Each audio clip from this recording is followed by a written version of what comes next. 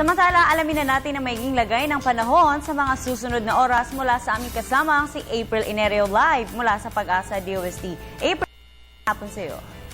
Magandang hapon din, Habiba. Sa ating balita, walang namomonitor na kahit anumang weather disturbance sa loob ng Philippine Area of Responsibility.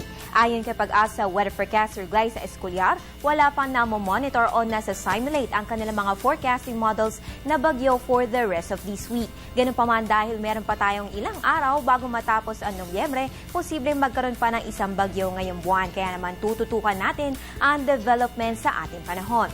Samantala, tail end of a cold front patuloy na nakakaapekto dito sa may Hilaga at Gitnang Luzon ngayong Miyerkules. Kaya sa mga susunod na oras, ang Cagayan Valley, Bicol Region, Eastern Visayas, Caraga, pati na sa mga probinsya ng Aurora at Quezon ay makaranas ng maulap na panahon. Asahan po ang mahihina hanggang katamtamang pagulan at pagkidlat pagkulog. Habang marehiyon naman ng Ilocos, Cordillera at natitirang bahagi ng Central Luzon, makaranas rin po tayo dyan ng mahihinang pagulan dulot naman ng amihan. At sa natitirang bahagi naman sa kabila na Metro Manila ay makaranas pa rin ng fair weather. Ganun pa man, maging handa pa rin po tayo sa isolated thunderstorms. At yan ang weather forecast ng Pag-asa ngayong Miyerkules.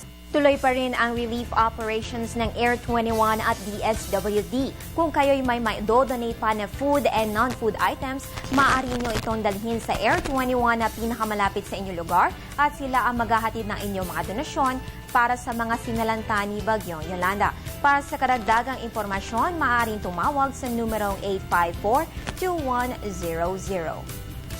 Maging una sa ulat panahon, please follow us on Twitter, like us on Facebook at bisitahin ang aming website. Antabayanan na rin ang aking susunod na report mamayang 3:00 ng hapon. At yan ang pinakahuling balita mula dito sa Pag-asa DOST. Ako po ang inyong weather girl April Enerio para sa Telebisyon ng Bayan. Balik sa iyo, Habiba. Maraming salamat sa iyo, April.